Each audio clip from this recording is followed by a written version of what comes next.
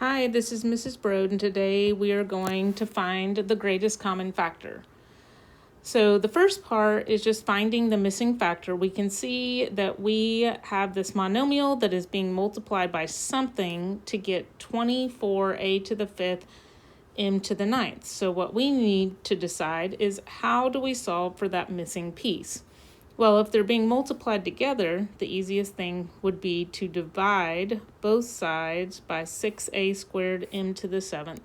And then we could figure out what that missing piece is, just like solving a one-step equation. So everything would cancel out over here except for whatever my missing factor is. And then I'm going to do the math. 24 divided by 6 is 4. And then I've got to think about my rules. A to the 5th divided by a to the 2nd. 5 minus 2 is going to leave a to the 3rd. M to the 9th divided by m to the 7th. 9 minus 7 is 2. So we would be left with m squared. So that would be my missing factor. So if you wanted to check it, you could multiply that back by 6a squared m and see if you get the right answer. So 4 times 6 is 24. A squared times a to the 3rd, you would add, would be a to the 5th. M to the 7th times m squared. You would add those. 7 plus 2 would give you m to the 9th. So same thing for the second one. We've got two things multiplied together. In order to figure out what that missing piece is, we would divide both sides by 5x to the 3rd y. And it would cancel out on the right. We'd get negative 25 divided by 5 is negative 5. And then we would do our terms. So the x is 4 minus 3 is 1. We would just be left with 1x. Y to the 6th divided by y would be 6 minus 1, which would be left with y to the 5th. And that would be our missing term. All right, so if we look at number 3, we have to do something first before we divide both sides. What we have to do first is multiply both sides, or multiply these two monomials together. So I'm just going to rewrite everything that I have. And so I'm going to get negative 2 times 5 is negative 10. A times a squared, I would add them, would get a to the 3rd. B to the 1st times b to the 3rd, I would add those together and get b to the 4th. And then that term would be multiplied by something to get 30a to the 6th, b to the 5th. Now I can do what I did in the first two problems and divide each side by negative 10a to the 3rd, b to the 4th.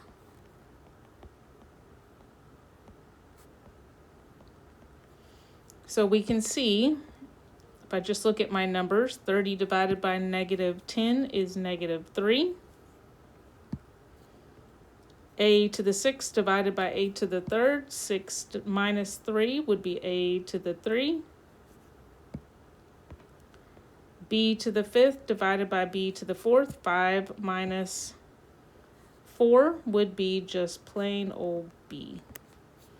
So my missing factor would be negative 3a to the 3rd b.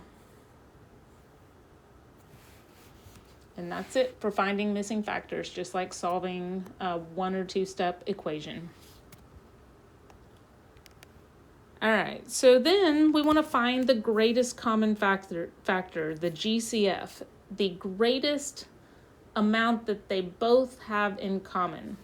So if I were to look at x to the 5th, I know that x to the 5th is really x times x times x times x times x. And then x to the 3rd is x times x times x. So if I'm looking for the greatest amount that they have in common, I can see that they both have 3 x's in common. So the greatest common factor, the greatest amount that they have in common is x to the 3rd. Okay.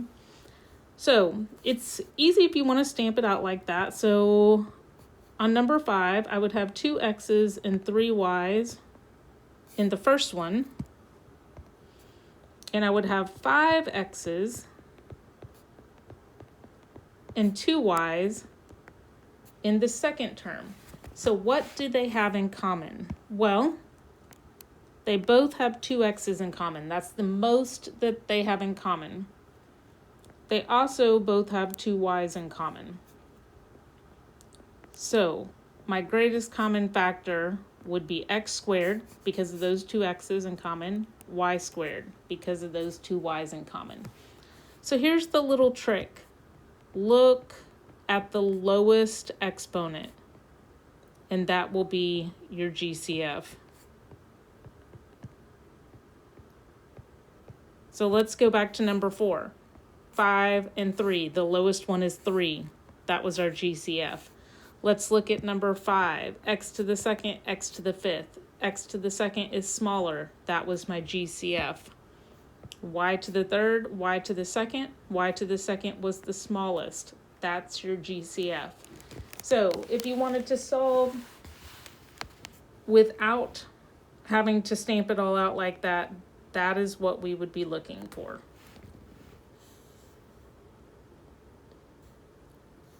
All right, so for 16, we got to think about, or 16 and 20, we have to think about what they have in common. Well, 16 could be 4 times 4 or 8 times 2. 20 doesn't have an 8 in it. It does have a 4 in it. 20 could be broken down into 5 times 4. So you can see that what they both have in common there is a 4. That's the greatest number that they have in common. Because even though 16 can be broken down into 8 and 2, 20 does not have an 8, so they don't have those in common. Okay? Then if I want to look at the trick that I just showed you, I would say, look at your m's. You've got m squared and m to the third. So the lowest amount they have in common is m squared. So greatest common factor, well, really, that's the most they have in common. Most they have in common is 2 m's in common. So they each have a 4 in common and 2 m's in common. So the greatest common factor would be 4m squared.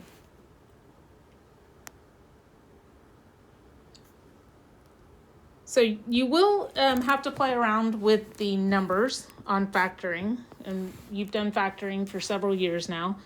You could see that 56 most commonly would be broken down into 8 times 7. So if we think about 32, do they have an 8 in common? Yes, you could break 32 into 8 and 4. So think about if they have anything else in common. We do know that 32 could be broken down into 16 and 2. That would be a larger factor, but 56 cannot be broken into 16, so that would not be a common factor. So we're going to go with 8 as their greatest common factor.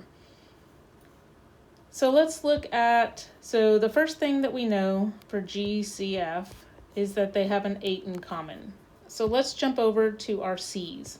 C to the third, C to the third. They both have 3 C's in common, so 3 C's goes in the final answer.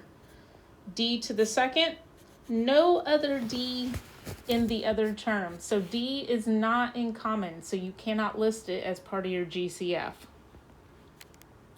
No E's in the first term, E to the second in the second term, no E's in common. You cannot list that as part of your GCF. GCF, the C stands for common. They both have to have that term in order to list it. So the greatest common factor here, the greatest that they have in common is 8C to the third.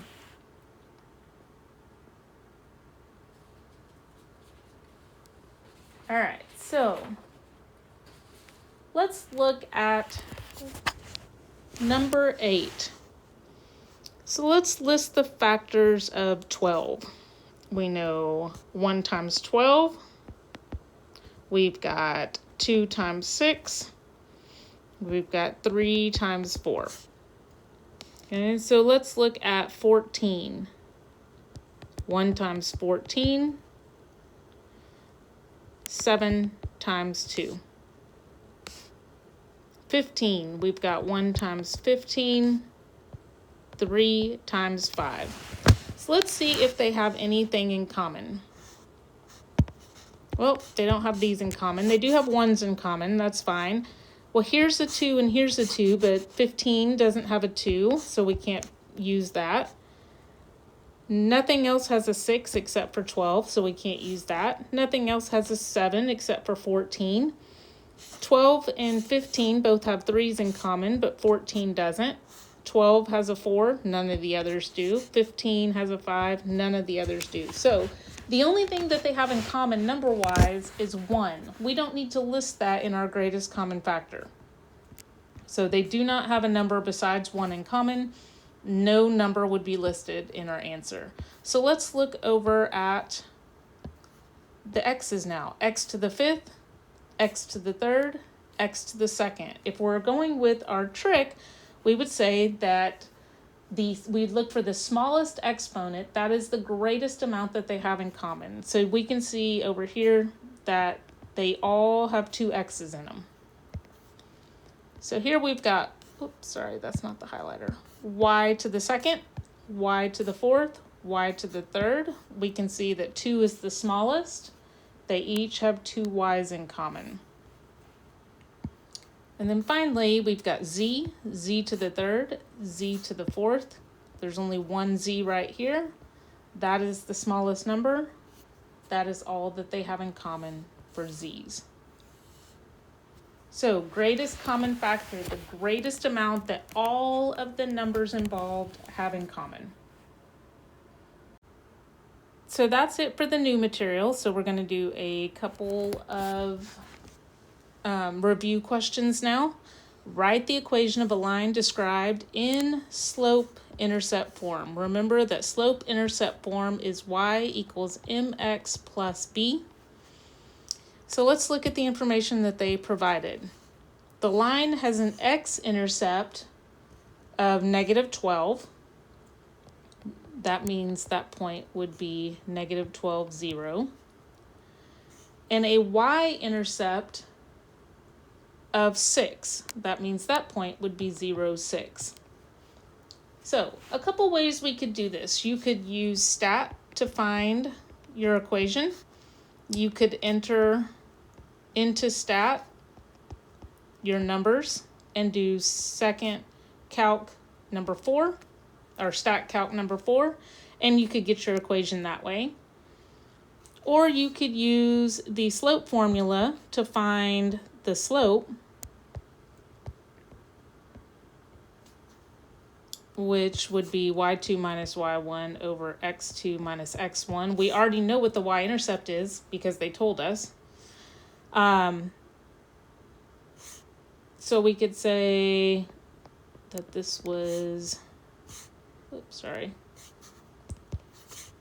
x2, y2, and this was x1, y1, and we could say 6 minus 0 over 0 minus -12, which would make plus, so we'd get 6 over 12, which would give us a slope of 1/2. And in that case, we know that the y-intercept is 6, so we can say y equals 1/2 x plus 6. And we have our answer in slope-intercept form. Okay, so the last question is, the line is perpendicular to x minus 3y equals 12 and goes through point 3, -11. We want to find a line that is perpendicular to that. One thing that we need to remember is the slope of a perpendicular line is the negative reciprocal, which means you flip the number and you take the opposite sign. Well, we don't know what the slope is because our original equation is in standard form, so we need to turn this equation into slope-intercept form by rearranging it. And so I get -3y equals -x plus 12, and I'm going to divide everything by -3 and I get y equals, and that would cancel out to be positive 1/3 x minus 4. 12 divided by negative 3 is minus 4. So this is the slope that I am looking at. I want the negative reciprocal of that. So the new slope would be negative 3. That is the negative reciprocal of 1/3. Okay. So a couple things you could do. You could plug this into y equals mx plus b because you have an x, you have a y, and you have the slope, which is the m value. Or you could plug it in to point slope form. So I may plug it into point slope form. I would say, remember, that would be y minus negative 11. So y plus 11 equals negative 3 times x minus 3. And that would be point slope form, which is found in on your formula chart. So I'd get negative 3x plus 9, and I would subtract 11 from both sides, and I would get y equals negative 3x minus 2. So that is the way that I would probably do it, but you could also take all of your points. It's the same exact thing. My y was negative 11, my m was negative 3, my x was 3, and I didn't know b. And I could see that if I added 9 to both sides, I would get that my b is negative 2, but then I would have to go back and still plug it into this equation. So that's why I like doing point slope form, because it gives you the equation in the end. And that's it for today.